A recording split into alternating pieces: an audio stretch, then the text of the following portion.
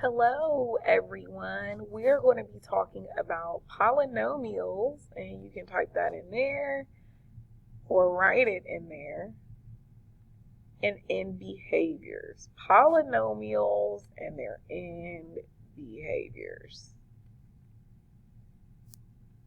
Okay, as I say with every video, if you have a question while you're watching the video, go ahead and write it to the left under main ideas and questions. So in class, you can go back and ask that question to get clarification.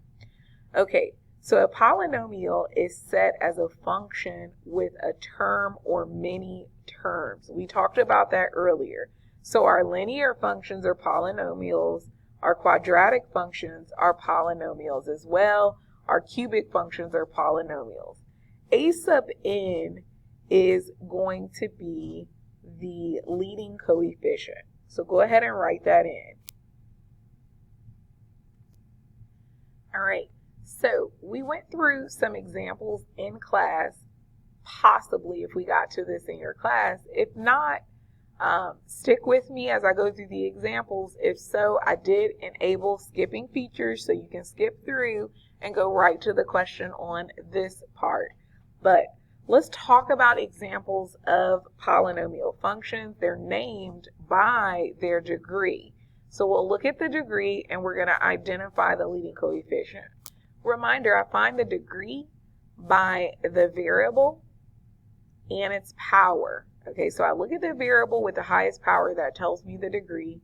I find the leading coefficient because that is the number that is in front of the variable raised to the highest power. So let's go through and let's figure out what the degree is of each one of these polynomials and the leading coefficient. Let's look at the first one. The degree of this, well, there's no variables, there's no power, so I know this is degree 0. Leading coefficient is 4. The next one, the degree of this, well, we only have an x that's raised to the first power, so that's 1. Leading coefficient is the number in front of that or being multiplied by it, -5. Degree of the next one, well, it is 2. That's the highest powered x variable. Leading coefficient is 12. The number being multiplied in the front. The next one, my degree is 3. And the leading coefficient, it's here. It is a -1. The next one, degree. Again, highest power variable is 4. And the leading coefficient, -3. And the last one, my degree is 5. My leading coefficient is 9. All right, so let's just review our parent functions. I want you to identify each parent function, then sketch the graph using your graphing calculator. Now, Ms. Bennett's going to help you remembering that the constant term is f of x equals c. The linear function is f of x equals x. The quadratic, that is f of x equals x squared, and the cubic is f of x equals x cubed. Okay, now I want you to pause the video and I want you to sketch all of these parent functions. Okay, so sketch our constant, linear, quadratic, cubic. All right, check your work. Now for your constant term, remember that is just going to be a horizontal line. It could be anywhere. A horizontal line straight through that number. For f of x equals x, and Ms. Bennett's graph is off just a tad bit, but you want your graph, your graph actually going right through the origin. So I'm going to try to get it right there. But you want a line going straight through the origin. That is f of x equals x. The quadratic is going to be my parabola. And my cubic graph is going to be, it's like a little S snake. Okay, so that sideways S going through straight through the origin. And we'll talk about these graphs, particular the shape of the cubic and quadratic graphs as we graph. All right, let's move right along. Now, the quartic and quintic graphs are not polynomial functions that we know as our parent function. So let's go ahead and graph those together. In your calculator, we're going to start with the graph of x to the fourth, and then we'll look at the graph and compare it to the graph of x to the fifth power. So those are the functions. Let's go ahead and graph it. Let's look at our calculator and see what happens. All right, as usual, I'm going to hit the y equals screen, and it takes me to y equals where I can graph. And then I'll type in x to the fourth power. And I'm going to go to y2, and I'll type in x to the fifth power. And I just want to distinguish between the two graphs. So I'm going to put x to the fifth as a darker line. So notice I scrolled in front of y2. I'm going to hit enter, and look, it'll tell me that it shades it darker. So let's go ahead and graph. I'm hitting the graph button. And okay, the only problem right now is I'm not able to see the difference between the fourth and fifth. I see that that's the fifth, but I just want to see x to the fourth by itself so I can get a good sketch of that. So I'm going to go down here. I'm going to turn x to the fifth off because it's covering x to the fourth. How I do that, I'll go back over, and where that equal key is, I'll put my cursor over the equal key and I'll hit enter. Now my graph is only going to graph the top graph, which is x to the fourth, and I can see it. And look at that. It looks just like our parabola. Let's zoom in. I'll do a zoom box to just see. I'm going to zoom in over here to see if anything's different, but this looks, guys, just like the parabola, doesn't it? And let's zoom down and enter. Yeah, it's a little bit more happening at the vertex. It looks like it's a little bit flatter at the vertex, but this looks like our parabola. Let's keep it here. Let's see the graph of y equals x to the fifth power. I'm going to go ahead and turn off x to the fourth, turn on x to the fifth, and let's graph this and see, because this looks like the cubic graph. Again, flat as it comes through the origin, but it looks like the cubic graph. So let's take a second. Let's go back to our work and go ahead and plot a sketch. All right, take a moment and sketch those graphs. And then what I want you to do is put the cubic, quartic, quintic graphs all together and the quadratics, and let's see some commonalities. Now, I know you guys were very good students, and you put all those graphs together and you looked at the similarities. And the reason why I wanted you to look at the similarity is because I need you guys to look at some of the patterns that you have with the ends of these functions. There are sketch patterns that happen that enabled us to get a good sketch of a polynomial function. And one of the patterns that happen has to deal with the ends. We call this the end behavior. Now, don't get caught up with end behavior notation. It's all good, guys. I want you to just take a note that when you see as x goes to positive infinity, that just means the positive x-axis. Okay, that's all it means, is positive x-axis. Okay, and then when you see as x goes to negative infinity, that just means the negative x-axis. That's it. Okay, so this is just a fancy way for us math folk to identify the positive x-axis and the negative x-axis. And then when we talk about f of x, we're going to say what f of x is doing on the positive side or the negative side, in particular with the ends. So here, let's go through. We're going to graph each one of these functions. We're going to describe the end behaviors together. So with your calculator, you are pulling this out. You are graphing these with me. Okay, don't make Miss Bennett do all the work. We'll describe the end behaviors together. So for the first function, I'm going to type it in 4x.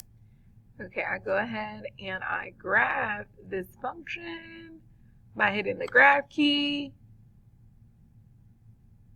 And bam, there it is. And now what I want to do, looking at this graph, I'm going to talk about what it does. What is the function doing on both sides?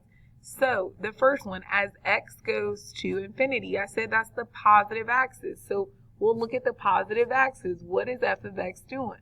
Well, f of x is going to infinity. Look, it's going up. That's infinity. So I'm just going to write an infinity symbol here.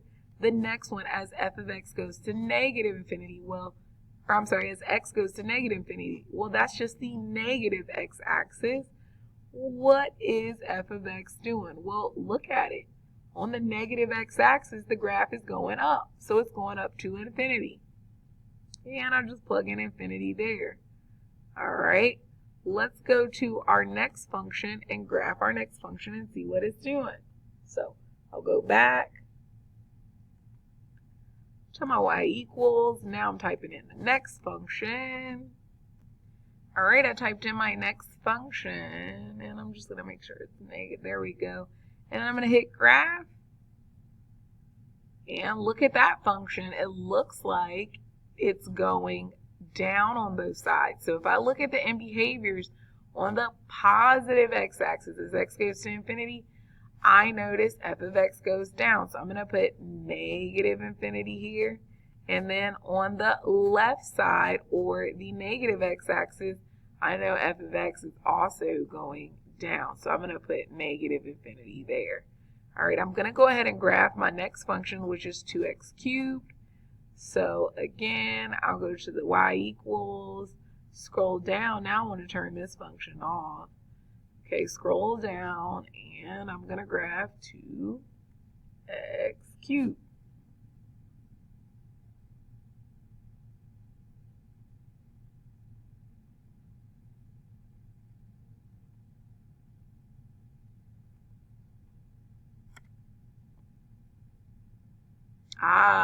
Look at that.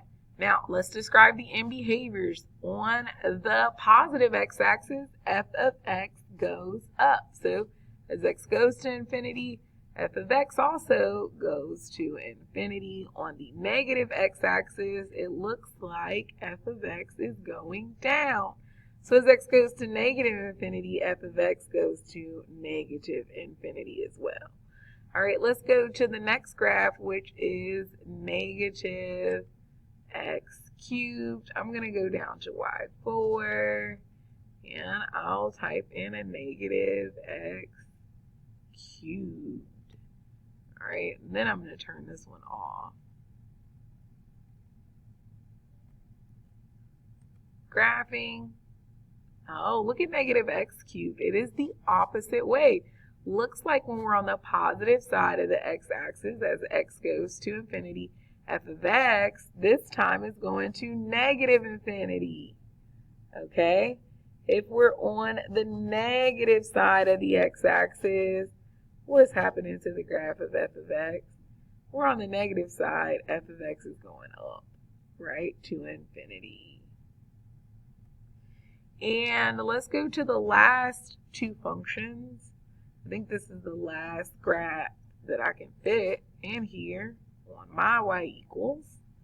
So I'm going down, I'm turning this one off. Oh no, that was the last one I can fit. So I'll keep this one on. I'll get rid of this one.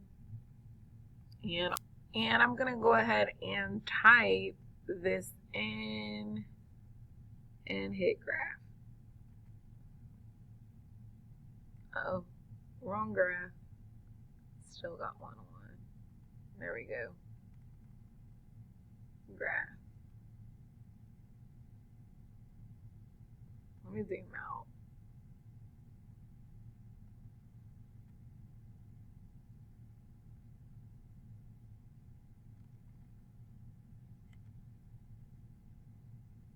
There we go. And I'm looking at the function. It looks like it goes down. On the positive side, f of x goes down, and on the negative side, f of x goes down. So on the positive x-axis, f of x is going to negative infinity. On the negative x-axis, f of x is also going to negative infinity. Let's graph the last graph.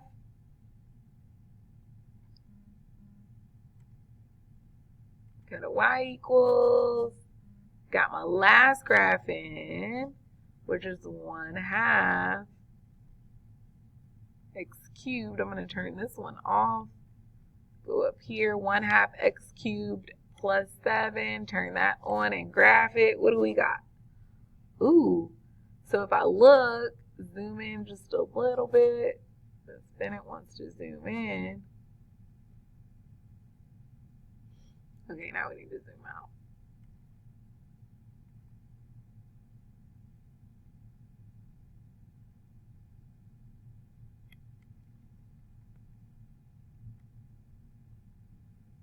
Okay, if I look at this function, on the left side it looks like, or the negative x-axis, f of x is going down. Positive side, f of x goes up. So on the positive side of the x-axis, f of x is going to infinity. On the negative side, f of x is going to negative infinity. Take a second, guys. Look at the end behavior of all the graphs that we just graphed. Go ahead and match the ones that have the common end behaviors. Pause the video and do that. All right, if you did what I told you to do, you should notice that 3 and 6 have matching end behaviors, and 5 and 2 have matching end behaviors as well. Now, what I want you to do is think about what these two, or what both of these pairs, what their functions have in common. Hint, hint, has to do with the leading coefficient, and it has to do with the degree. So look and see if you can figure out what they have in common, and then let's make a prediction. Now, if you predicted, I noticed that 2 and 3 both have a positive leading coefficient, and they're both raised to degree 3, which is the same power, then you're absolutely right. That's what they have in common. The same with 5 and 2. They both have the same degree. They both have a negative leading coefficient, so their behaviors are the same at the end. Now, can you believe this? There is a pattern, a sketch pattern with the end behaviors and the leading coefficients and the degree of the function. I'll tell you in a second. All right, so the sketch pattern works just like this. If I have a even degree function, the directions on the ends, both sides of the x-axis, of f of x is going to go the same ways. If the leading coefficient is positive, they both go again in the same direction. Write that on the top. Okay, so they both go in the same direction if it's even degree, either side of the x-axis that you're on. If it's a positive leading coefficient, both of them are going to go up. So if it's positive even, both sides of it on the ends are going to go up. If it's a negative leading coefficient and it's an even degree, it's going to go the same direction, but the ends will go down on both sides, okay? The end behaviors will go down. So even degree, positive leading coefficient, both sides go up. Even degree, negative leading coefficient, both sides go down. Odd degree functions. With odd degree functions, leading coefficient is positive or negative, the sides are going to go in different directions. So go ahead and write different. So you know when it's odd, I'm expecting f of x to do different things.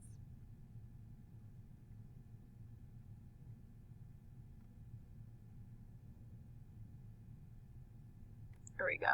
So I'm expecting f of x to do different things depending on what side of the x-axis I'm on, depending on what the leading coefficient is.